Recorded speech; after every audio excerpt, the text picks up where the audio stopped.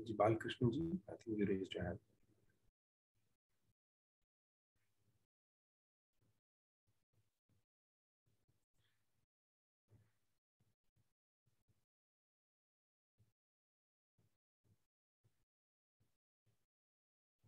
तो मैं यहाँ पे शुरुआत करना चाहूँगा। पहले थैंक यू गिरिजा मैम, कि आपने मुझ पे विश्वास रखा कि मैं ये यहाँ पे आके आपसे बातें कर सकूँ, आप लोग से आपसे जो थोड़ा बहुत मुझे पता है उसके बारे में हम बात करें। मैं टिपिकली मेरे ये सेशन में काफ़ी रेगुलरली करता हूँ अनफॉर्चुनेटली, जब किसी की डेथ होती है। परंतु यहाँ पे जब हम आके बात करते हैं तो हम मोस्ट फिलोसफिकल बातों में नहीं जाते, प्रैक्टिकल एप्लीकेशन में जाते हैं कि हम आत्मा के ऊपर डिस्कस करते हैं, the journey of the soul पे हम डिस्कस करते हैं, और एक ह्यूमन बीइंग यहाँ पर क्यों आता है, हम क्यों पैदा होते हैं इस रूप में, उसके ऊपर हम थोड़ी रोशनी डालते हैं। तो ये जो भी है, जो मैं अभी आपसे बात करूंगा आने वाले पौने एक घंटे में, वो या तो भगवत गीता से या गरुड़ पुराण से लिया गया है। उसका वर्णन भी कौन से चैप्टर का है, कौन से वर्स का, वो सब वहाँ पे मेंशन होगा। बिकॉज जैसे समाज कभी भी ऐसे नहीं लगता कि मैं अपनी इंटरप्रिटेशन के बारे में बात करूं, कि जो वर्णन किया गया हमारे किताबों में और इतनी ब्यूटीफुली एक्सप्लेन किया गया कि वो जर्नी क्या होती है, कि हमारे ट्रेडिशंस क्यों होते हैं, और हमें एक जो प्रेयर नीड होती है वो रेगुलरली हम क्यों करते हैं, या तो वो सब के बारे में हम थोड़े बहुत डिटेल में बात करेंगे। पहला जो आता है एक क्वेश्चन, जो सभी के मन में शायद कभी ना कभी आता होगा, क्योंकि हम ऐसे कल्चर से आए, सनातन धर्म, हम ऐसे कल्चर से आए कि हमें कई सारा ज्ञान दिया जाता है और हम कई बार उनको प्रश्न नहीं पूछते हैं, परंतु हम जैसे और किसी से बात करते हैं तो उनके प्रश्न हमेशा आते हैं। अब जैसे एक प्रश्न आता है जो हमें पूछा जाता है कि आत्मा एग्जिस्ट करती है क्या, क्या हमारे शरीर में आत्मा एग्जिस्ट है। आई एम श्योर हर एक के इसमें विचार होंगे कि आत्मा तो एग्जिस्ट करती है, हम बार बार जन्म लेते हैं। परंतु कई लोगों के मन में ये भी आता है, बल्कि वो सनातन धर्म के भी होते हैं, उनके मन में आता है कि we live only once, you live only once, एक कॉन्सेप्ट होता है कि हम एक ही बार जीते हैं, एक ही बार हमारी जिंदगी होती है, तो इसमें कोई पुनर्जन्म कुछ ऐसा होता नहीं, और आत्मा जो है वो आती है, जो सोल आती है और वो चली जाती है।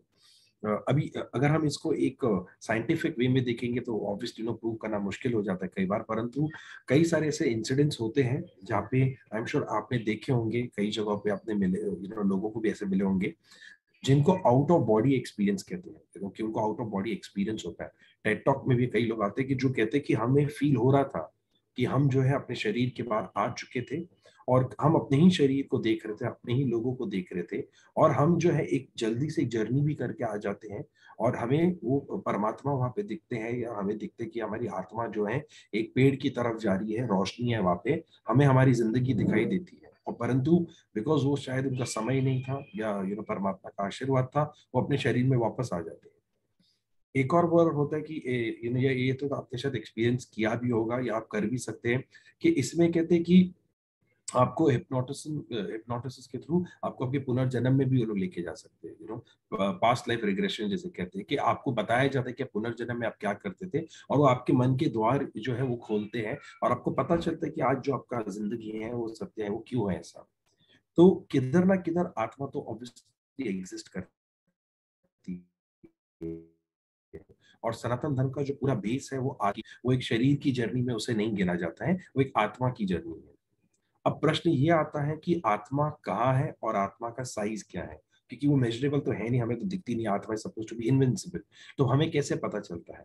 इसका जो वर्णन है वो इस्कॉन की भगवत गीता में किया किया है, जहाँ पे कहा गया कि जो आत्मा का जो साइज होता है, वो जो हमारे हेयर का टिप होता है, उसका 100th जो साइज होता है ना, उसको जब कट करेंगे उतना साइज होता है आत्मा का। और आत्मा कहाँ होती है, ये हमारे दिल में एक छोटा सा, इट इज इट्स इनविजिबल, आप उसको समझ सकते हैं कि दिख ही नहीं सकता है, परंतु हमारे दिल के अंदर एक छोटा सा एक कोना होता है जिसके अंदर वो आत्मा होती है, वो किधर होती है आत्मा, वहां पर अंदर होती है आत्मा। तो अब आत्मा जब हमारे शरीर को छोड़ती है, या तो हमारे नोज के थ्रू, ईयर्स के थ्रू, माउथ के थ्रू, हमारे बैक के थ्रू, या हमारी आंखों के थ्रू हो जाती है, तो किधर से भी निकल सकती है आत्मा। और आत्मा बहुत छोटी होती है, तो उससे कुछ ऐसे देख भी नहीं सकते हैं, साइंटिस्ट कितना भी माइक्रोस्कोप लगा ले दिखता नहीं है, परंतु हमारे वेदास में या भगवत गीता में श्रीला प्रभुपाद ने लिखा है कि वो हमारे दिल के एक कोने में एक ऐसे छोटा सा लॉकर होता है विच इज नॉट विजिबल, आत्मा उसके अंदर सिचुएटेड होती है। अब यहाँ पे आते हैं कि तो हमारा जो जीवन है,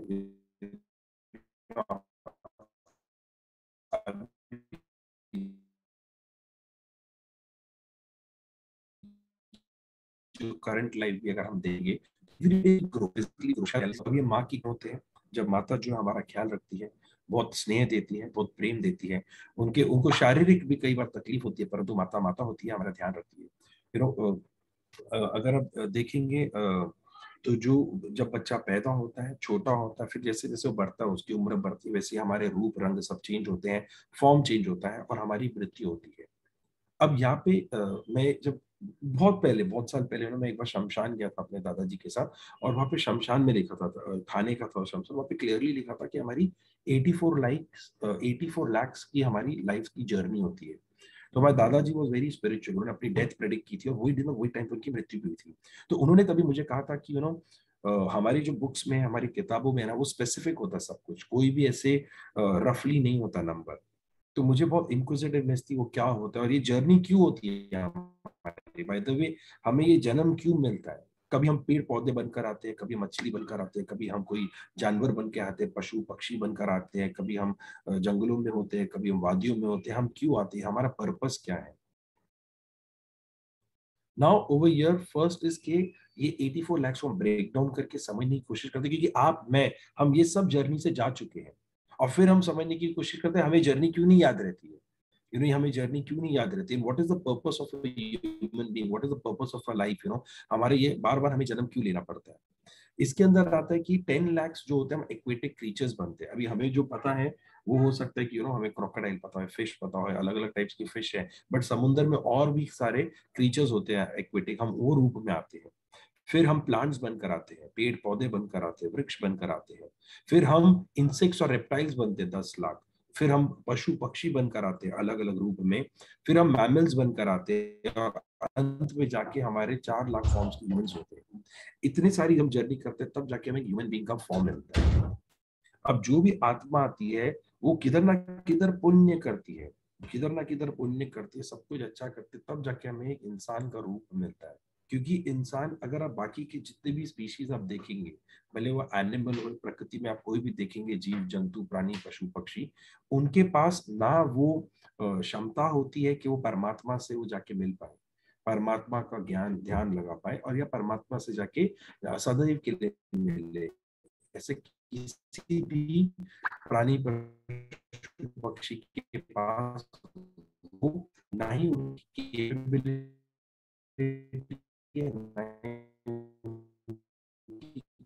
वो सिर्फ इंसान के पास होती है। ये जर्नी इसलिए आप ध्यान शुरू किया रहेगा, ताकि महाराज मोक्ष की प्राप्ति हो। इंग्लिश टर्म है जो बहुत पॉपुलर हो रहा है, जो हिंदी होता है, दैट इज द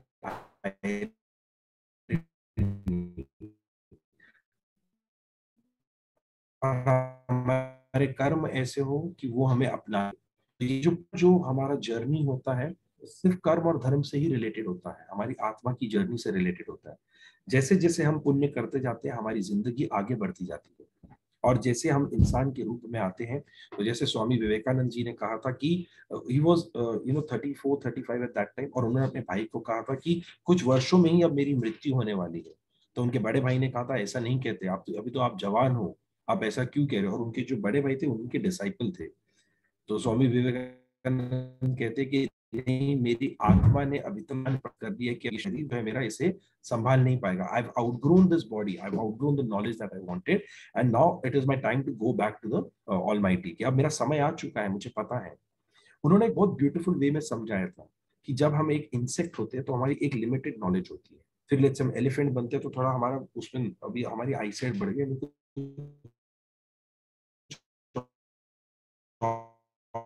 दिखता है। जब हम बर्ड बनते तो हमें ओवरव्यू मिलता है।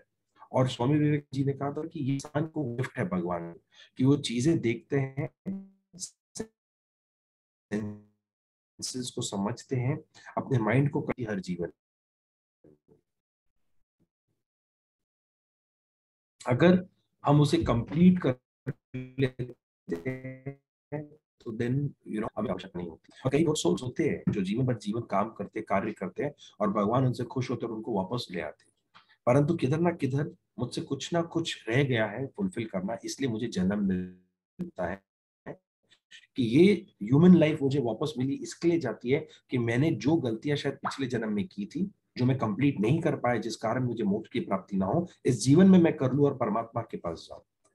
आई go back to my father और माई मदर ओवर देयर।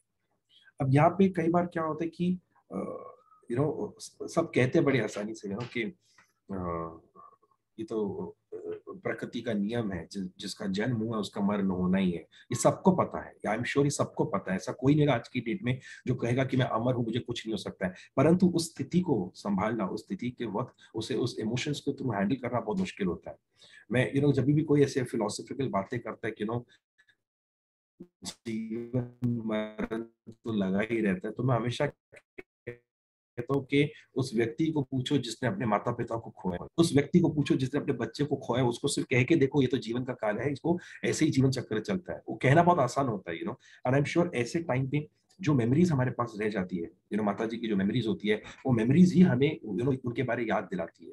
कभी कोई हमें उनके वस्तु याद दिलाएंगे, कभी कोई खाना याद दिलाएगा, कभी कोई बातें याद दिलाएगी, कभी कोई जगह याद दिलाएगी। तो कुछ आप लोगों ने शायद सुना होगा या किसी को कहा भी होगा कि बड़े बुजुर्ग हमेशा कहते हैं जब भी कोई चीज खराब होती है, किसकी मृत्यु होती है, तो बड़े बुजुर्ग हमेशा कहते हैं कि समय का पहिया चलता रहेगा, समय में सब कुछ ठीक हो जाएगा, अपने समय पे सब ठीक हो जाएगा। ये आई एम श्योर आप सबने सुना होगा कि समय सब कुछ ठीक कर देता है। करेक्ट, आई होप आपने सुना होगा स्टेटमेंट। बट ये जितना फिलोसफिकल है, ये ऑनेस्टली उतना राइट भी नहीं है, ये ट्रुथ भी नहीं है। क्योंकि ऑनेस्टली समय कुछ ठीक नहीं करता है, सिर्फ समय हमें कुछ देर बाद समझा देता है, हम खुद समझ जाते हैं टू बी ऑनेस्ट कि अब उस व्यक्ति के बगैर हम जीवन कैसे बिता सकते हैं। ये समय का जो सृष्टि है वो इस प्रकार की बनी है कि कहीं ना कहीं एक माता को भी अपने बच्चे की मृत्यु को अपनाना पड़ता है और जीवन के कर्मों में उन्हें काम करना पड़ता है, इसमें और कुछ नहीं कर सकते। जितना टाइम मैं लूंगा ये रियलिटी को एक्सेप्ट करने में, उतना ही टाइम मैं शायद एक शेल में रहूंगा, एक डिप्रेशन में रहूंगा, एक कॉर्नर में रहूंगा अपनी जिंदगी के। But the moment I accept that reality, मैं बहुत जल्दी आगे जीवन में बढ़ जाता हूँ। और ये समय से नहीं होता, ये सिर्फ मुझे अपने आप को रियलाइज करने के लिए होता है। तो कई लोग होते हैं जो ओवरनाइट रियलाइज कर देते हैं कि अब मैं कुछ नहीं कर सकता हूँ, मैं मिस तो करूंगा, मैं प्रेम करता हूँ, परंतु अब मैं जीवन को सिर्फ उनकी यादों में नहीं बिता सकता हूँ, मुझे आगे बढ़ना पड़ेगा क्योंकि मेरे बाकी के जो परिवार है, दोस्त है, मुझे उनकी सहायता करनी पड़ेगी।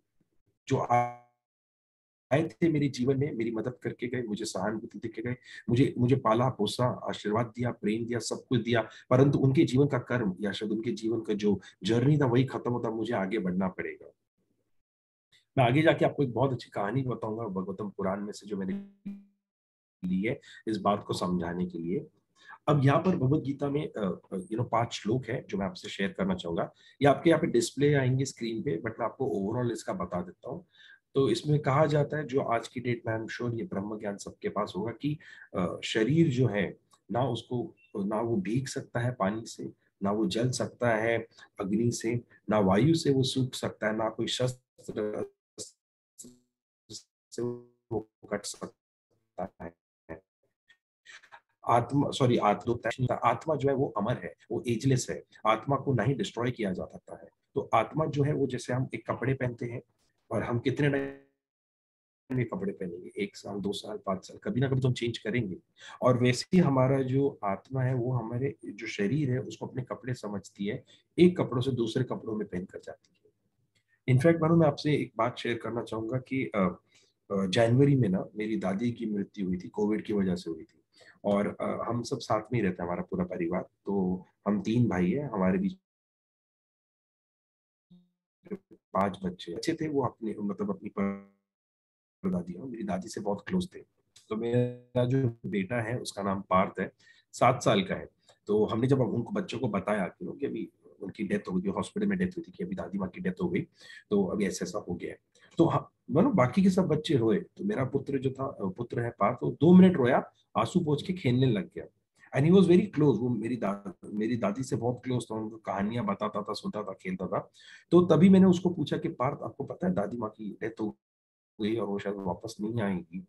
तो और तभी मेरे बच्चे ने, मतलब 7 साल का बच्चा है, तभी मुझे देख के कहता है कि हाँ मैं जानता हूँ कि अभी चई जी वापस नहीं आएंगे, हम उन्हें प्यार से चई जी बुलाते थे। तो मैं बोला, तो तू तो खेल रहा है, मुझे समझ में नहीं आ रहा, तू तो इतना क्लोज था उनके साथ, बातें करता था, मस्ती करता था, इधर उधर जाता था, कहानियां सुनता था, सुनाता भी था, लूडो भी खेलता था, अलग अलग बातें करता था उनके साथ, टीवी देखता था, भजन सुनता था, सब करता था। तो मुझे समझ में नहीं आया, मतलब मुझे था कि उसके मन में तो कोई बात नहीं, बच्चों के मन में कभी इमोशंस रह जाते हैं, कोई रोना शुरू करे तो बाद में उन्हें खराब लग जाए। तो बोलता है नहीं पापा, मैं जानता हूँ, मैं मिस करूंगा उनको। मैं बोला मैं कैसे पूछूं कि रो नहीं रहा। तो मैंने उसी ने कहा, बोला बट पापा मैं एक चीज समझ गया जो आपने कही थी, अब यहाँ से इनकी मृत्यु से सिर्फ दो चीज हो सकती है पापा, और कुछ नहीं हो सकता, सिर्फ दो ही चीज होगी, या तो इनको मोक्ष की प्राप्ति होगी, ये भगवान के पास चले गए हमेशा के लिए, या तो ये वापस और अपना जीवन जीवन जिएंगे और वापस भगवान के पास जाएंगे। अगर इनको मोक्ष की प्राप्ति हो गई तो मैं बहुत खुश हुई, भगवान के पास हमेशा के लिए चले गए। और अगर इन्हें पुनर्जन्म मिल ही गया वापस, तो इसमें रोना क्या है, कभी ना कभी कोई ना कोई फॉर्म में मुझे आगे जाके जिंदगी में मिल जाएंगे। हो सकता है कभी दोस्त बन के आए, हो सकता है कभी पुत्र या पुत्री बन के आए। मेरे 7 साल के बच्चे ने इतनी क्लैरिटी दे दी मुझे उस वक्त जब मैंने उनसे बात की थी कि कितना टफ होता हम लोग को अपने हमारे इमोशंस प्रोसेस करके फैक्ट एक्सेप्ट करना। बट रियलिटी के अब यहाँ से सिर्फ दो ही चीज होगी, या तो पुनर्जन्म होगा या तो मोक्ष की प्राप्ति होगी। और कहा जाता है कि जितने आप अच्छे कर्म करते हो तो आपका जो जन्म है वो अगले जन्म में अच्छे परिवार में होता है, और अच्छे परिवार में होता है, यू नो। और एक और ना बड़े इंटरेस्टिंग कॉन्वर्सेशन होता है भगवान कृष्ण का अर्जुन के साथ गीता के अध्याय के वक्त। वहां पे जब अर्जुन युद्ध करने को रेडी नहीं होता, वो कहता है कि मैं युद्ध नहीं कर सकता, ये तो मेरे ताक्षी है, ये मेरे कुल गुरु है, ये गुरु है, ये मेरे पुत्र है, सब ऐसे सब बातें करते हैं। तो कृष्ण उन्हें बड़ी अच्छी तरह समझाते हैं कि तुम्हें क्या पता पिछले जन्म में वो तुम्हारे कौन थे, तुम्हें क्या पता अगले जन्म में वो तुम्हारे कौन होंगे। हो सकता है जो तुम्हारा पुत्र आज है कल तुम्हारा पिछले जन्म में पिता थे, या पिता अगले जन्म में पुत्र होंगे। तो कहीं ना कहीं वो जो आत्मा है ना, एक बहुत ब्यूटीफुल बुक है the soul flock together something like this, जहाँ पे कहा जाता है कि जो आत्मा है वो हमेशा साथ में ही चलती है, क्योंकि एक दूसरे का कर्म सेट ऑफ करना है। तो दीपक जी, मैं, सत्या, ललिता जी, गिरिजा मैम, केतन जी, जय सर, शशिकांत, किधर ना किधर हम एक दूसरे को पहले मिले होंगे, कोई अलग रूप में, कोई अलग फॉर्म में, और हम दोनों को एक दूसरे का कर्मा सेट ऑफ होगा, इसलिए हम वापस आज ये सिचुएशन पे आए हैं। तो आत्मा हमें अलग रूप में, दूसरे रूप में हमेशा ही मिलती है। तो मेरे बेटे ने जब ये कहा तो ऑनेस्टली वो एक मोमेंट होता है कि you feel enlightened, it is so sorted. And then after that also couple of death happened, but I could process it better. यहाँ पे यही कहा है कि डेथ तो सभी की होगी, जो आदमी, जो व्यक्ति है, जो जीवन, जो जन्मा है उसका मरण होगा ही होगा, हर एक का मरण होगा। तो अब दो चीजें होती है कि अब यहाँ से या तो हम रोते हैं, या तो हम बहुत ज्यादा अटैच हो जाते हैं। मैं एक कॉन्वर्सेशन आपसे शेयर करना चाहूंगा यहाँ पे कि लोग कहते हैं कि रोना जरूरी, रोना अच्छा होता है या रोना ठीक नहीं होता है, बहुत ज्यादा सोचना भी ठीक नहीं होता है, सब कुछ होता है। तो आगे जाके हम एक पॉइंट पे डिस्कस करेंगे मोह और प्रेम में क्या अंतर होता है। जब किसी को हम याद करते हैं वो मोह कब बन जाता है और वो प्रेम कब होता है, तो हम उसके ऊपर बात करेंगे। ये जो था इसका वर्णन महाभारत में किया गया है, भीष्म पितामह और कृष्ण के बीच में होता है, जब भीष्म पितामह वो एरोस के ऊपर लेटे होते हैं।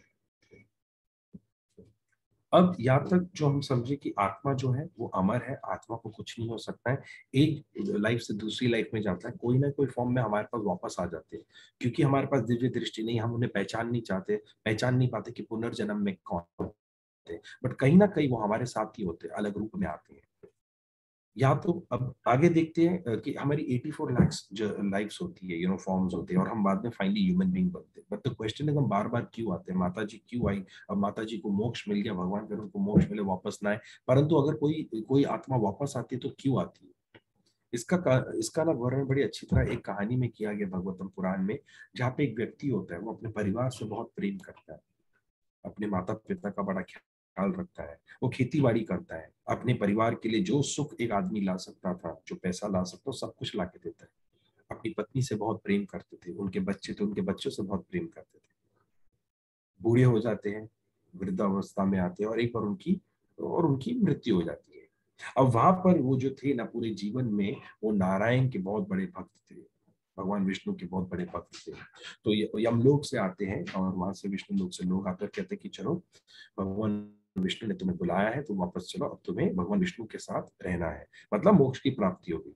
परंतु वो व्यक्ति कहते हैं कि मैं भगवान विष्णु का तो बहुत बड़ा भक्त हूँ, परंतु एक मेरे मन में एक विचार है कि मेरे जो बच्चे हैं, मैंने उन्हें बड़ा प्रेम दिया है, बहुत स्नेह दिए, सब कुछ दिए, और वो जो है ना, वो इस खेत खलियान का ध्यान नहीं रख पाएंगे, उस खेत खलियान का ध्यान नहीं रख पाएंगे। तो मुझे कुछ समय दो, कुछ समय दो कि मैं अपने बच्चों के साथ यहीं पे रहूं किसी और रूप में, और जब तक वो जिम्मेदारी ना संभाल पाए तब तक मैं उनके साथ रहूं।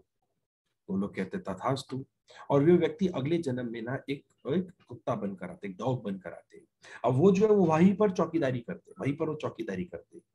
रात को अगर कोई चोर आता तो वो भौंकते, अगर कोई उनके वहां से कोई चोरी करने जाता तो उनके पीछे भागते, उनको काटते।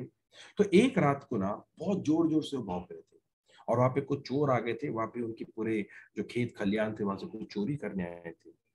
तो उनके बच्चे समझ जाते कि अभी जो कुत्ता है वो भौंक रहा है तो हमें बाहर जाना चाहिए। परंतु जैसे बाहर जाते हैं, वहां पे किसी को नहीं देखते, और उनको लगता है शायद ये कुत्ता समझ नहीं रहे क्या हो रहा है। वो उस कुत्ते का ही उस कुत्ते को ही मार देते, लकड़ियों से पकड़ पकड़ के मार देते।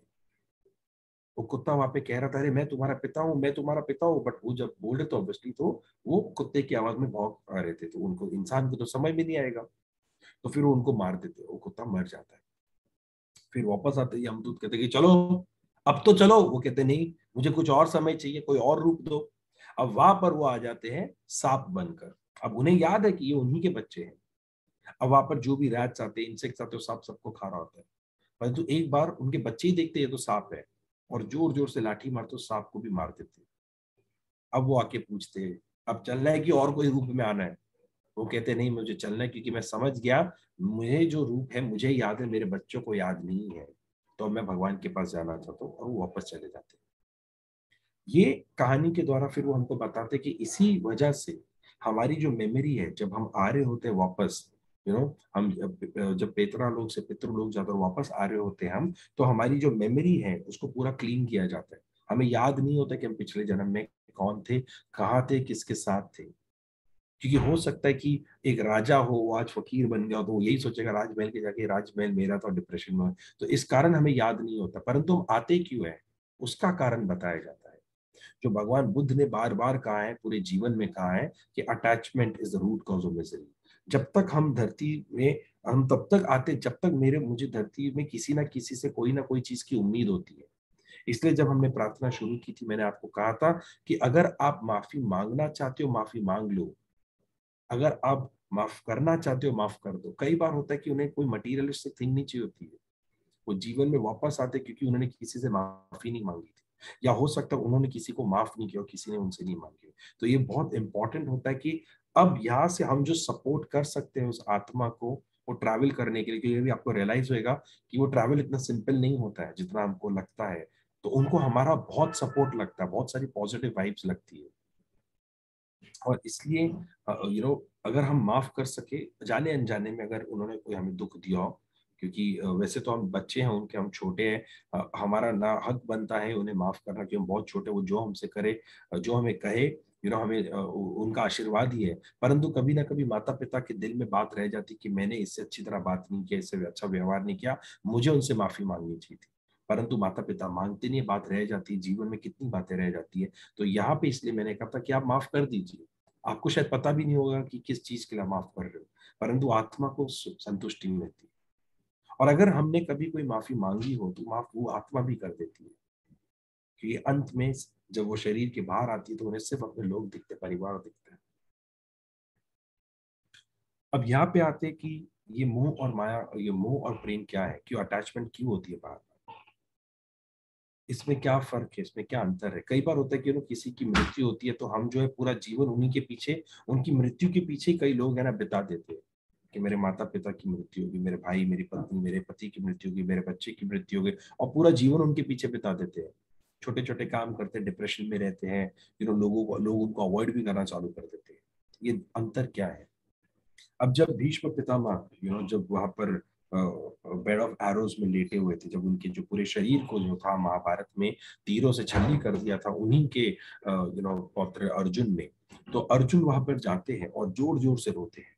और जब भीष्म पितामह डिसाइड करते कि, क्योंकि भीष्म पितामह को इच्छा मृत्यु का वरदान था, कि वो समय वो जिस वक्त मरना चाहते, जिस वक्त वो अपने शरीर को छोड़ के वापस जाना चाहते, वो पल जो है भीष्म पितामह सिलेक्ट कर सकते हैं।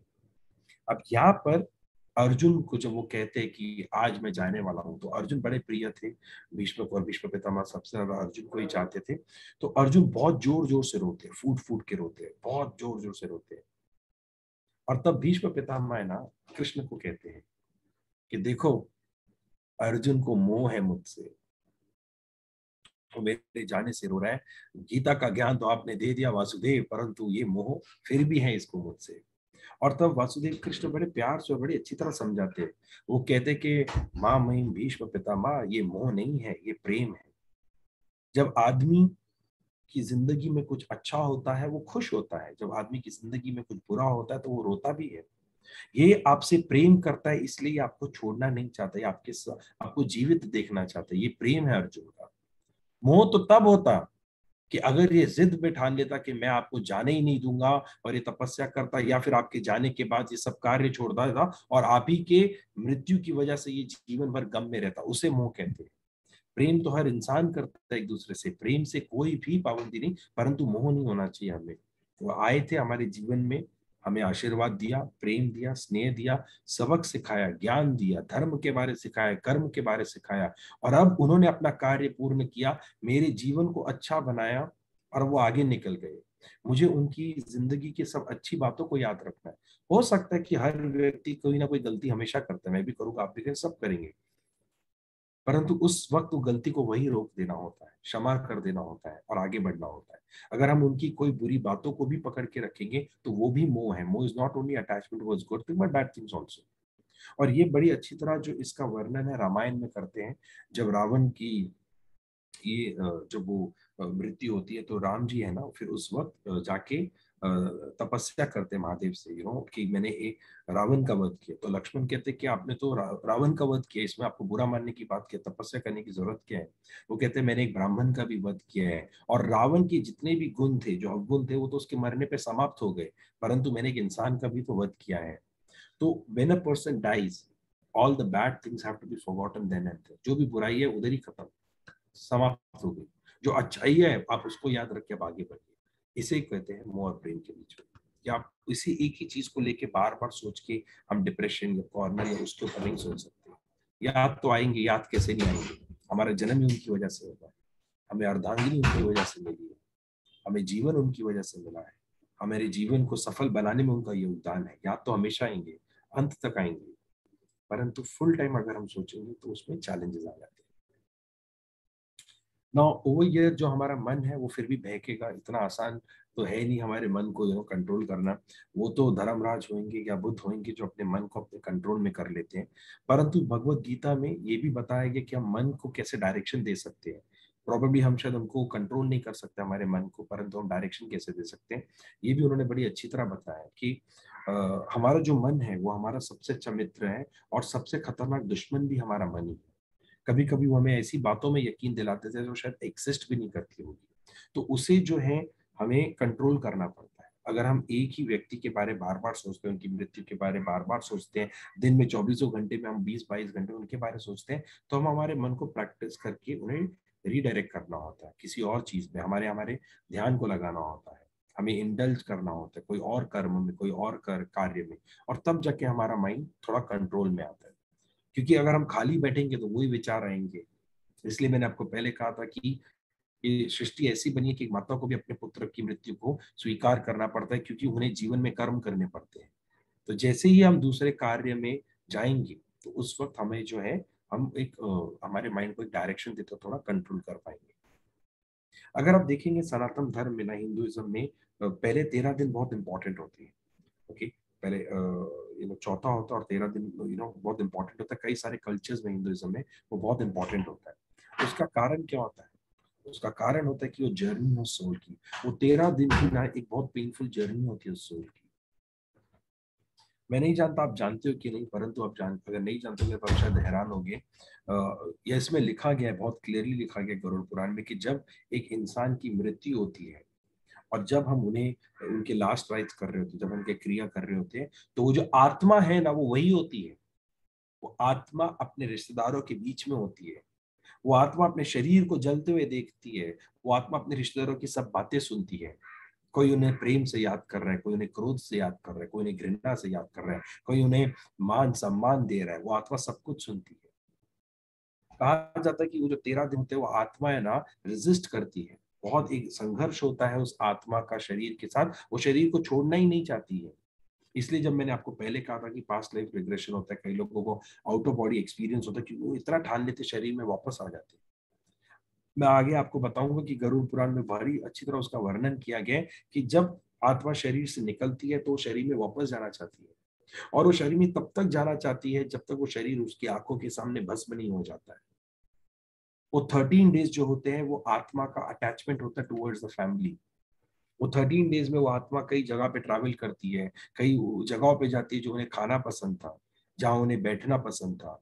कई घर में कोई कोना होगा जहाँ पे वो उस व्यक्ति को बैठना अच्छा लगता होगा, देखना अच्छा लगता होगा, वो आत्मा उधर ही घूमती है, यही सोचते हैं कि मेरे बच्चे मुझे देख ले एक बार। इसलिए जब हमने कहा कि आप उन्हें क्षमा कर दो, आप उनसे बात करो, वो आत्मा को सब जाता है इंफॉर्मेशन। मैं आपको इसके वर्सेस भी बताता हूँ, इसका वर्णन कहाँ पे किया गया, ये गरुड़ पुराण में किया गया। अब गरुड़ पुराण क्या था, ये एक बहुत इंटरेस्टिंग कॉन्वर्सेशन होती है जो भगवान विष्णु और गरुड़ जो उनके वाहन होते हैं उनके बीच में होती है। अब वहां पर भगवान विष्णु उन्हें पूरा बताते हैं कि ये पूरा जो चक्र है जीवन का ये क्या है। आफ्टर हंड्रेड्स ऑफ लाइफ एक ह्यूमन बर्थ हमको मिलता है धरती पे आने का। और अभी जैसे अगर जिस कोई व्यक्ति की मृत्यु होती है उसे यम सिटी तक पहुंचने के लिए, यमलोक तक पहुंचने के लिए जो जो अर्थ के जो डेज गिने जाते हैं वो होते 348 डेज। नियरली 1 साल लगता है हमें यमलोक तक पहुंचने के लिए, जहाँ पे हमें यम के जो यमदूत होते हैं वो हमें लेकर जाते हैं। गरुड़ पुराण में इसका वर्णन किया गया, वो यहाँ से धरती से अर्थ से 10,32,000 किलोमीटर दूर है, बहुत दूर चले जाते हैं। अब यहाँ पे जो जस्ट आई स्पेंड 2 मिनट्स या मोर। अब यहाँ पे जब यमदूत लेके जा रहे होते हैं, वो आत्मा वापस आना चाहती है, परिवार के साथ वक्त बिताना चाहती है, उनसे बातें करना चाहती है, अपने दिल की जो बातें उन्होंने शायद कभी ना की हो वो बताना चाहती है, किसी को कोई प्रश्न पूछना चाहती है। अब ये जो होते हैं डेज ना, ये बहुत चैलेंजिंग हो जाते हैं आत्मा के लिए। इसलिए कई बार प्रेयर मीट्स ऑर्गेनाइज होती है जहाँ पे सब अच्छा अच्छा बोलते हैं उस आत्मा के बारे में। आपने शायद ध्यान दिया होगा कि इंसान का जो जीवन में ना सिर्फ 2 बार उनकी तारीफ खुले दिल होती है, एक जब इंसान का जन्म होता है और एक जब इंसान मरता है। और दोनों बार वो इंसान सुन नहीं पाता, वो आत्मा सुनती है। वो आत्मा सब समझती है कि कौन खुश है कौन दुखी है। अब यहाँ पर जो पूजा की जाती है, जो श्राद्ध किया जाता है, वो हेल्प करता है उनको टू अटेन हैप्पी स्टेट। उनको सपोर्ट मिलता है उनको। जब हम कोई पूजा करते हैं, श्राद्ध करते हैं, तो हम वहाँ पे खाना भी रखते हैं। वो खाना वो आत्मा के लिए होता है क्योंकि वो अभी भूखी प्यासी जा रही है। यहाँ पे after enjoying heaven they are again reborn as into noble families, once they are pure soul. अगर वो उन्होंने कोई काम ऐसे किए हैं जो जिनके ह्यूमैनिटी के अगेंस्ट होता है या कुछ, और जो बहुत खराब काम किया होता है, तो वो ऑब्वियसली दे हेल में जाते हैं, और वहां से फिर उन्हें जो परिवार में मिलता है उन्हें वहां पर और स्ट्रगल करना पड़ता है। तो जितना मैं गिरिजा मैम को जानता हूँ, दीपक सर को जानता हूँ, और जितना मैंने गिरिजा मैम से सुना है, और ऑनेस्ट जितना फोटो देख के भी समझ में आता, तो माता जी को तो आई एम श्योर इस आपके परिवार तो अच्छा ही है, इससे और अधिक अच्छे परिवार में हो जाएंगे और आप सबको भी वही लेकर जाएंगे। वो आगे ही बढ़ते जाएंगे। She is the torch bearer of your family. कि हर एक का एक ग्रोथ होता है, स्पिरिचुअल ग्रोथ होता है, इकोनॉमिकल ग्रोथ होता है, और वो ग्रोथ ही हमें आगे लेके जाता है। और आई एम श्योर माता जी हमेशा वो करेगी। एक बार जब वो बॉर्न होते हैं, जैसे मैंने पहले कहा था, गरुड़ पुराण में इसका वर्णन किया कि उनको सब पास्ट एक्शन भूल जाते हैं। अब वो जो 13 डेज है ना, वो जैसे मैंने आपको पहले कहा, वो एक इमोशनल जर्नी होती है। अब ये जर्नी को थोड़ा हम समझने की कोशिश करते हैं कि ये जर्नी इतनी सिग्निफिकेंट क्यों है। क्योंकि अब शरीर जल गया, अब वो आत्मा समझ गई कि अब मैं शरीर के अंदर नहीं जा सकती हूँ या नहीं जा सकता हूँ। अब वो आत्मा और शरीर अब अलग हो गया, शरीर जो है भस्म हो गया। अब उन्हें समझ में आ गया कि अब कोई भी तरीके से मैं वापस इस जीवन में नहीं आ सकता हूँ, नहीं आ सकती हूँ, मुझे वापस जाना ही पड़ेगा। यहाँ पर जो 13 डेज में ये emotional journey, it takes 13 days for a person somehow for that atma to get emotionally detached, but it's a process, it's a very painful process. आज हम जीवित होते हैं, किसी का रिलेशनशिप अगर खराब हो जाता है, या किसी का डाइवोर्स हो जाता है, किसी की मृत्यु हो जाती है, तो हमें उसको ओवरकम करने में कितना समय लग जाता है। अब यहाँ पे सोचिए, वो आत्मा को अपने शरीर से डिटैच होना है, अपने सारे संधियों से, अपने सारे रिश्तेदारों से डिटैच होना है, अपने जीवन से डिटैच होना है। अब यहाँ पे जो फर्स्ट टू 10 डेज होते हैं, यहाँ पे पिंडदान किया जाता है, रिचुअल्स किए जाते हैं। और यहाँ पे क्रोज को माना जाता है कि क्रो जो है वो आके हमें वहाँ पे खाएंगे। और क्रो जो है वो जब वो खाना खाते हैं, स्पेशली जो राइस होता है वो खाते हैं, तो ऐसे माना जाता है कि वो पितृलोक तक पहुंच गए हैं। हम जो खाना यहाँ पे खिलाते हैं, और उसको एशेस को भी हम जब जो होली वाटर में हम करते हैं, तो उससे कहीं ना कहीं वो आत्मा को फाइनली वो फूड मिलता है, इंटेक मिलता है, वो कॉन्फिडेंस मिल जाता है कि अभी मुझे वापस जाना है, and they will take care of me during my journey.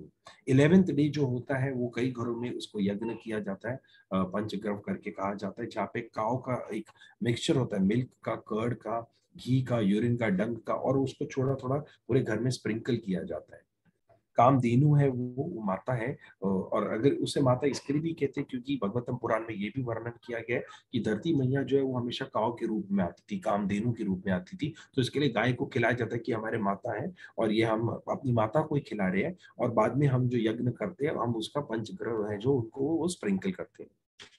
12th day जो होता है वहाँ पे ब्राह्मणों को बुलाया जाता है, खाना पीना खिलाया जाता है, वहाँ पे कुछ जो ग्रास होता है उसको भी इस्तेमाल किया जाता है वेसल्स में, क्योंकि ये जो होता है ना, ये फाइनल ट्रांजिशन डे आ जाता है कि पितृलोक से वो पितृलोक जाने वाले हैं।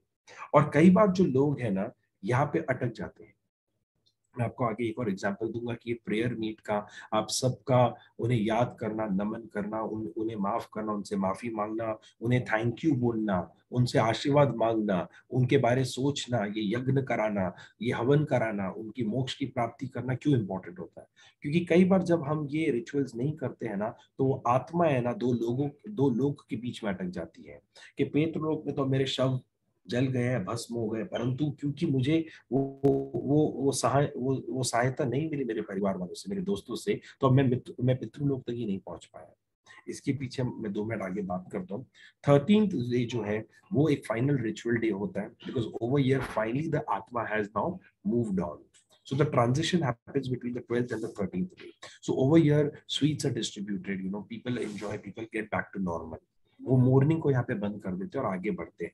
मॉर्निंग को बंद करना ये नहीं, हम आगे याद नहीं करते, ऑब्वियसली करते, पर वो एक टाइम फ्रेम होता है 13 दिन का, क्योंकि उसमें आत्मा को ज्यादा हमसे वाइब्स चाहिए होती है, ज्यादा हमसे सपोर्ट चाहिए होता है। After that now finally the atma has moved on, and now year from year starts the journey of the out of the 348 days, the 30 days are done. So from here, the 335 days of journey starts, where there is no support from our side because the Atma is now completely detached and they're moving on. अब ये पितृलोक और जो है, इसके पीछे भी कई सारी कहानियां होती है, कई सारी बातें होती है, पर उस पर हम आते हैं। पर उसके पहले कि सोल्यूशन क्या है लोनलीनेस का। अभी लोनली सिर्फ वो आत्मा नहीं होती है कि जब वो चली जाती है, यहाँ पे हम सब भी लोनली हो जाते हैं, क्योंकि अब आप उनसे वार्तालाप नहीं कर पाते हैं, बात नहीं कर पाते हैं, सुन नहीं पाते हैं, बैठ के उनसे अपनी विचारधारा नहीं डिस्कस कर पाते, उनसे आशीर्वाद नहीं प्राप्त कर पाते। तो कहीं ना कहीं जब भी कोई हमारे जीवन से जिसकी मृत्यु होती है, कहीं ना कहीं हमें वो खालीपन लगता ही है उसके लिए। तो कृष्ण कहते हैं भगवत गीता में, यहाँ पर ये सारे अध्याय में, कि अंत में अगर हम समझ जाए कि death is inevitable and the only one that I have to reunite myself is the almighty, कि अंत में मृत्यु ही सत्य है। और अगर मैं ये मान लूंगा, समझ लूंगा कि मेरे साथ कोई नहीं रहने वाला है, इस जीवन में नहीं, हर एक जीवन में ये लोग आएंगे जाएंगे मेरे जीवन में, परंतु आत्मा और परमात्मा ही मेरे साथ रहने वाली है, तब मुझे लोनलीनेस फील नहीं होता है। जब ये ज्ञान मुझे समझ में आ जाएगा और जब मैं ठीक से समझ जाऊंगा, तो तब मेरे अंदर के जीवन का जो अंधकार है वो मिट जाएगा। मुझे ऐसे नहीं कि दूसरे लोगों की आवश्यकता नहीं, प्रेम नहीं, स्नेह नहीं, सब कुछ है, परंतु एक समय के बाद जीवन सिर्फ मेरा और मेरी आत्मा और परमात्मा के बीच में होता है। जब हम ये समझ जाते हैं तो आपको अकेलापन नहीं लगेगा, क्योंकि आपको पता है कि आपकी आत्मा के साथ परमात्मा भी आपके अंदर है, और यही परमात्मा के पास आपके माता पिता जो है वो भी वहीं पर है। तो किधर ना किधर सब हमारे अंदर ही होते हैं। कई लोग होते हैं तो किसी व्यक्ति के जाने के बाद उनसे बात करते हैं, और वो कहीं ना कहीं टेलीपैथी हो जाती है और उन तक वो इन्फॉर्मेशन पहुंचती है, और आपको भी सोल्यूशन मिलता है, क्योंकि वो परमात्मा से आपने बात की है, आपकी आत्मा ने वो मैसेज पहुंचा दिया। सनातन धर्म में गंगा माता का जो है वो बहुत ही बड़ा बहुत ही इम्पोर्टेंट है, बहुत ही बड़ा सिग्निफिकेंस है उनका। और गंगा जब जो एशेज होती है वो गंगा नदी में हम बहाते हैं। तो एक एक बात समझते कि गंगा नदी के लिए क्यों, और कोई नदियों में हम क्यों नहीं करते, जो स्ट्रीम्स है गंगा की उसी में क्यों जाती है। आई एम श्योर ये तो आपको पता होगा कि वो जो है महादेव के यहाँ से निकलती है, सर से निकलती है, परंतु उसके पीछे भी एक और कहानी है।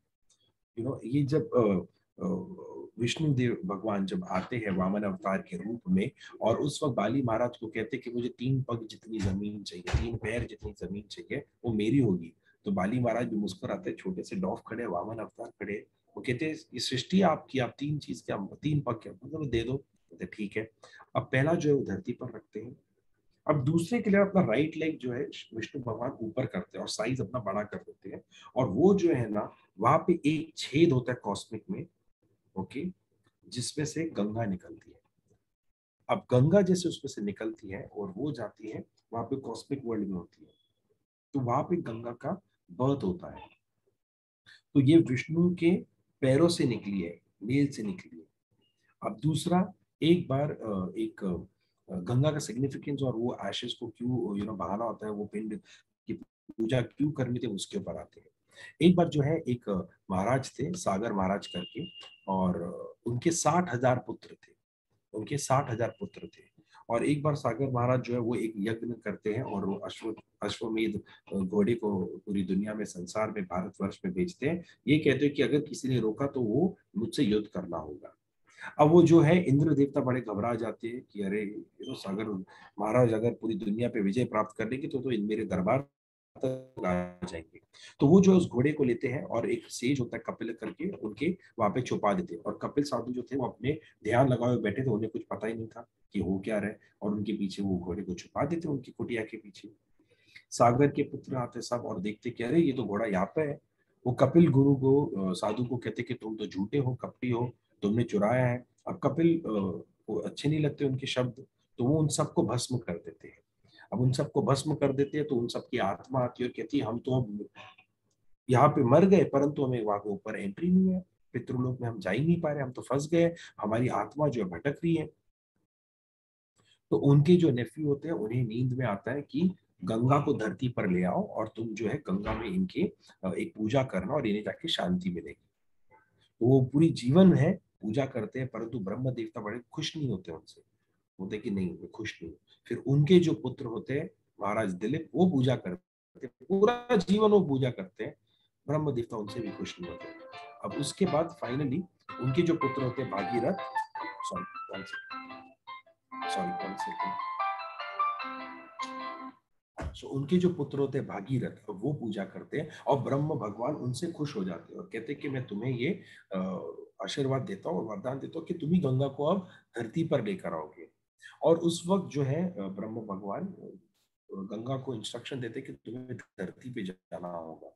अब गंगा मैया को भी बुरा लगता है कि मुझे इंस्ट्रक्शन दिया गया है कि धरती पे जाना है और यहाँ पे कोई लोग आएंगे अपने आशीष डालेंगे, पूजा करेंगे और मुझे लोगों को मोक्ष देना है, परंतु मैं तो गंदी हो जाऊंगी। तो वो जो है वो अपनी फुल स्पीड बढ़ा देती है धरती पे आने की ओर, और वो भागीरथ को कहती है मैं तो आ जाऊंगी, परंतु मेरी इस गति को कौन रोक पाएगा, मैं तो धरती के आर पार चली जाऊंगी, धरती का ही विनाश कर दूंगी। तुम्हारे पिता के, तुम्हारे जो पूर्वज हैं उनके अलावा अब तो कई सारे लोग जो है वो भूत बन जाएंगे, उनकी आत्मा भटकेगी, वो तो पुत्र पितृलोक तक नहीं पहुंचेंगे, भूत लोग पहुंच जाएंगे। तब भागीरथ महाराज फिर जाते हैं ब्रह्मदेव के पास और पूछते हैं मैं क्या करूं।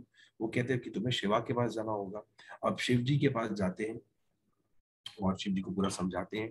अब शिव जी जो है वहां पर है ना, वो क्या कहते हैं गंगा मैया को, वो सॉरी, शिव जी कहते हैं भागीरथ को कि मैं गंगा मैया को अपने स्तर सिर पर जगा दूंगा और मेरे यहाँ से वो बहेगी, उनकी जो गति है वो यहाँ पर मैं उसे धीमी कर दूंगा और कुछ बूंदे जो आगे जाके स्ट्रीम्स बनेगी, नदी बनेगी, वहां पर चली जाएगी। तो कहते हैं ठीक है, परंतु अब गंगा मैया को और गुस्सा आता है कि शिव मेरी गति रोकेगा, वो अपनी गति और बढ़ा देती है और इतनी गति से आती है शिव की ओर कि शिव जी बैठे मुस्कुरा रहे होते हैं। जो क्षण गंगा मैया फुल स्पीड में उनके ऊपर आ रही होती है, शिव जी सिर्फ अपनी ऐसे जटाएं हिलाते हैं और गंगा मैया उनके बीच में वहां पे रह जाती है। अब भागीरथ फिर उनसे शिव जी से आग्रह करते कि गंगा मैया को छोड़ दो, मेरे जो पूर्वज है वो भूतलोक में है, उन्हें तो पितृ लोग भेजना है। तो कई वर्षों के बाद फिर शिव जी भी गंगा मैया को सबक सिखा चुके थे, उन्हें फिर कुछ बूंदे जाने देते हैं। अब गंगा मैया जो है वो कुछ बूंदे ही है बाय द वे, जो अभी धरती पे है, पूरी गंगा मैया तो आई नहीं है। अब शिव जी जो कुछ बूंदे छोड़ देते हैं और वो भी फुल स्पीड में धरती पे आ जाती है। वहां पर अब एक जानू करके एक साधु थे, वो ध्यान लगाए हुए बैठे थे। अब उनको इतना गुस्सा आता है, ध्यान लगाए बैठे थे, पूरी उनकी जो ध्यान थी गंगा ने डिस्टर्ब कर दी, तो गंगा को कंज्यूम कर देते हैं, पूरा पूरा अपने गंगा को अपने अंदर ले लेते हैं। फिर भागीरथ उनके पास जाते हैं और कहते हैं कि क्षमा करना प्रभु, परंतु मेरे पूर्वज हैं, पूरी कहानी बताते हैं। तो जानू जो होते हैं गुरु, वो समझते हैं और फिर वो अपने कान से ना गंगा को निकालते हैं। और क्योंकि वो जानू गुरु के यहाँ से निकले तो उन्हें जानवी भी कहा जाता है। और फाइनली वहां पर जाके उनकी पूजा की जाती है और उन सब को बाद में वहां पे मोक्ष की प्राप्ति होती है। अब कई बार क्या होता है कि हमें लगता है कि ये तो कहानियां हैं, ऐसा थोड़ी ना होता होगा आज की दुनिया में, कौन मानता होगा आज की दुनिया में। मैं अभी आपसे एक एग्जाम्पल शेयर करना चाहता हूँ, ये रियल एग्जाम्पल है। और देखिए, आई एम श्योर आप सब लोग ने सिल्वेस्टर स्टेलोन के बारे में सुना होगा। अमेरिकन हॉलीवुड एक्टर है, बहुत बहुत बड़े एक्टर है वो। उनके पुत्र की ना देहांत हो गए थे ड्रग्स ओवरडोज की वजह से। 20-25 साल के थे उनके पुत्र। तो उनके जो बच्चे थे ना, जो पुत्र की सॉरी मृत्यु हो गई थी, तो उनको जो भी एज पर कस्टम उनको दफनाया, सब कुछ हो गया। अब उनका पुत्र बार बार सपने में आता था उनके, हर पल हर क्षण रात को आता था सपने में। ये आप जरूर बाद में गूगल करना, सिल्वेस्टर स्टेलोन की कहानी। और उनका जो पुत्र बार बार सपने में आता था कि dad I am stuck between two worlds, मैं दोनों वर्ल्ड के बीच में फंस गया हूँ, मुझे मुक्ति चाहिए, मुझे मोक्ष चाहिए, मैं फंस गया हूँ, I want to get liberated, मैं बहुत पेन में हूँ, मैं बहुत सफर कर रहा हूँ। और वो बच्चा आके कहता था उन्हें। तो सिल्वेस्टर स्टैलोन ने फिर कई लोगों को ऑब्वियसली कंसल्ट किया, क्या करना है, गोस्ट हंटर को बुलाया, सब जगह पे, पर कभी उन्हें सोल्यूशन नहीं मिला। तब उनके एक मित्र जो इंडियन थे, हिंदू मित्र थे, उन्होंने कहा कि यहाँ पर एक गुरु आए हैं, अब हम उन गुरुदेव से जाके गुरु से जाके बात करते हैं। और वो गुरु ने उनकी पूरी बात सुनी और वो गुरु ने कहा कि आपको ना हिंदुस्तान जाना होगा और गंगा के तट पे बैठ के पिंड की आपको इनकी पूजा करनी होगी, तब जाके आपके बच्चे को मोक्ष की प्राप्ति होगी। आपका बच्चा जो है आपके सपने में नहीं आएगा और आपके बच्चा तो जो है वो भगवान के पास जाएगा। एक पिता क्या ना करे बच्चे के लिए। पुत्र तकलीफ में हर दिन आके कहता है, आत्मा फंस गया हूँ, दर्द हो रहा है, मुझसे नहीं सहन जा रहा है, मुझे मुक्ति दिलाओ, मुक्ति दिलाओ। तो बट वो जानते थे कि अगर वो इंडिया आएंगे तो बहुत सारे मीडिया होंगे, चैलेंजेस होंगे, सब कुछ होंगे। ये फोटो है उनके परिवार की, ये उनके भाई है, ये उनके स्टेप ब्रदर्स, जैसे सब उनके परिवार वाले हैं। ये सब इंडिया आए, उन्होंने वो पूजा की। ओके, और ये है प्रतीक मिश्रापुरी, जिन्होंने उनको दिया था 2015 में। वो आए थे उनके हाफ ब्रदर, और उन्होंने सबने पूजा की। और आप मानो नहीं मानो, जैसे ये पूजा हुई, जैसे पिंडदान हुआ, सब कुछ हुआ, तिथि की श्राद्ध पूरी कंप्लीट हुई, उनके पुत्र उनके सपने में और कहा कि धन्यवाद पिताश्री, मुझे मोक्ष की प्राप्ति हो गई, मैं अब जा रहा हूँ अपने पिता के पास, परमात्मा के पास। और उस दिन से लेके आज तक 7 साल में कभी भी सिल्वेस्टर स्टेलोन के सपने में उनके बच्चे ने आके उनको नहीं सताया। ये पावर होते हैं, ये स्क्रिप्चर्स में है कि ये हमें करना होता है। ये शायद हम शायद इसे हो सकता है आज की जनरेशन में कुछ लोग इसे नहीं माने, परंतु जब माँ बाप, मैं तो यही कहता हूँ कि बच्चों को अपनी कोख में रखते हैं, अपने सिर में रखते हैं, ध्यान में रखते हैं। मेरे भी 2 बच्चे हैं, 24 hours you think about your child. अगर हम आधा दिन नहीं दे सके तो क्या होगा, एक पूजा कर ले खाली, कि उनको सुख शांति मिले, उनको मोक्ष की प्राप्ति हो। और ऐसे कई कहानियां हैं, ये एक सिल्वेस्टर स्टेलोन की नहीं, ऐसी कई कहानियां हैं जहाँ पे लोगों ने आए हैं, पूजा की है, उनको शांति मिली है, उनको उनके परिवार के जिनकी मृत्यु, उनको शांति मिली है। ये कारण होता है श्राद्ध करने का, वो 13 दिन उनकी पूजा करने का, उनके बारे अच्छी अच्छी बातें करने का, माफी मांगने का। पर सबसे इम्पोर्टेंट होता है तो फाइनल गुड बाय। क्योंकि अमर जो है वो किसी की पुत्री है, किसी की बहन होगी, किसी की दोस्त होगी, किसी की पत्नी होगी, किसी की कॉलीग होगी, किसी के रिलेटिव होगी। वो आत्मा कभी किसी का बाप होता है, कभी माता होती है, कभी ग्रैंड मदर होती है, सब होते हैं। तो हमें उस सेंस में उनको एक फाइनल गुड बाय करना होता है, सो दैट हम उन्हें डिटैच कर ले अपनी तरफ से, हम उन्हें पकड़ के नहीं रखें। कभी कभी आत्मा छोड़ना चाहती है परंतु हम ही नहीं छोड़ते। आत्मा जाना चाहती है, परंतु हम ही नहीं जाने देते कि माता कुछ दिन और होते तो क्या होता। वो आत्मा फिर रुक गई। उस माता को जाने दो, उस आत्मा को जाने दो। कठिन होती है वो यात्रा, सिर्फ हमारा पॉजिटिविटी, हमारे वर्ड्स, हमारे थॉट्स उनकी मदद करेंगे। हर साल जो श्राद्ध होता है, लोग श्राद्ध करते हैं क्योंकि उन्हें वो खाना मिलता है। हम अपने परिवार को देते हैं, अपने माता पिता को देते हैं। सो यहाँ पे अंत में लाइक टू क्लोज एंड से कि अगर हम सब आंख बंद करके 7 बार, मैं काउंटिंग में कर लूंगा, आप अपने ध्यान से लगा के अगर हम 7 बार ओम शांति ओम कहे, माता जी को ध्यान में रख के, अम्मा को ध्यान में रख के, तो अच्छा होगा। सभी एक दूसरे को अगर सिर्फ उनको ध्यान में रख के सिर्फ ओम शांति ओम कहे तो बेटर होगा। काउंटिंग मैं कर लूंगा, तो चलिए हाथ जोड़कर कर लेते हैं। 1 2 3। Om Shanti Om. Om Shanti Shanti Om. Om Shanti Shanti Om. Om Shanti Shanti Om. Om Shanti Shanti Om. Om Shanti Shanti Om. Om Shanti Shanti Om.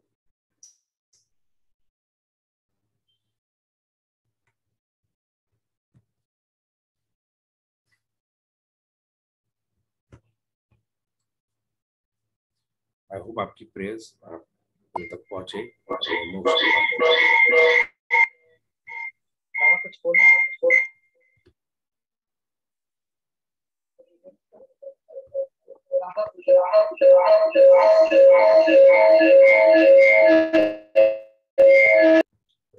I hope this talk that we had आपको हेल्प किधर ना किधर करे और माता को, अम्मा को और मदद मिले। उन्होंने जो सुख जीवन में सबको दिया है, आज वो सुख हम उन्हें वापस दे पाए, अपने विचारों के द्वारा, अपने कर्म के द्वारा, अपने बातों के द्वारा। Thank you so much for the invite. Girija ma'am and Deepak ji, I hope it help. Thank you so much. नमस्ते। थोड़ा आप रुके, शायद बाबा कुछ बोलना चाहते हैं। हाँ जी।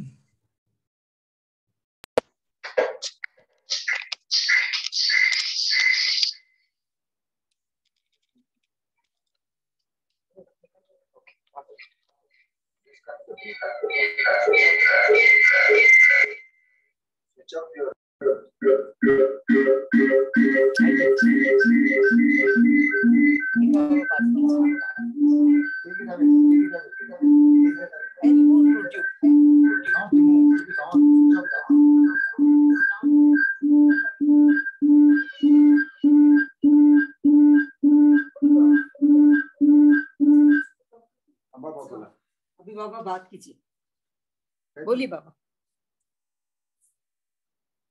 बोलिए, आप सिर्फ बोलिए। अच्छा लगा? अच्छा लगा।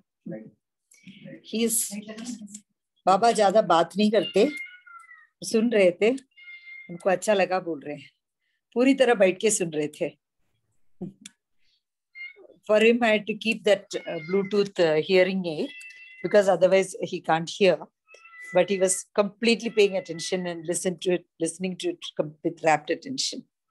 And all of us felt it very meaningful. Here is the biggest sister, Deepak's eldest sister. Thank you so much. She has come from the US and her daughter is here.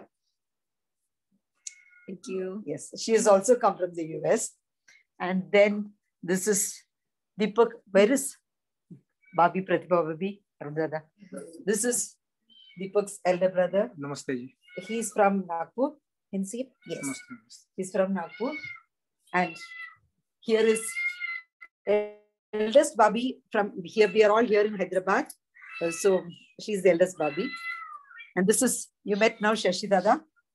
This is the second Babi. She's also from Nagpur. Yes.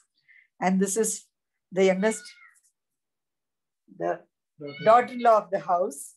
Namaste. Thank Yes. you. Yeah. And then here is Deepak ji. You know him. Deepak. Hi, Rishi. Thank you.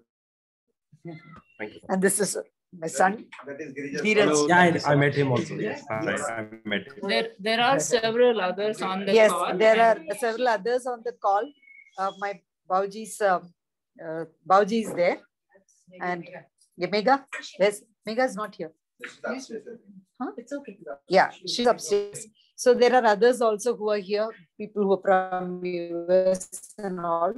They have logged in also. And people from Bangalore, people have logged in. So yes, Vaishali Mami also has logged in. So a lot of people. Oh my God. Can you just take over? Don't get upset, yeah. I don't know. Oh, I'm done. Okay. Yeah. So Now we have to share all that. thank you so much, Rishi, for all that. It was very helpful. Many things we do not understand. So it was great. Thank you so much. Thank you so much for trusting me. Rishi, thank you. Thank you. Girija, I'll take your leave. Okay, ma'am. So I'll take your leave. Thank you, ma'am. बहुत बहुत धन्यवाद ऋषि जी. Thank you, Sashikant. Thank you so much. नमस्ते.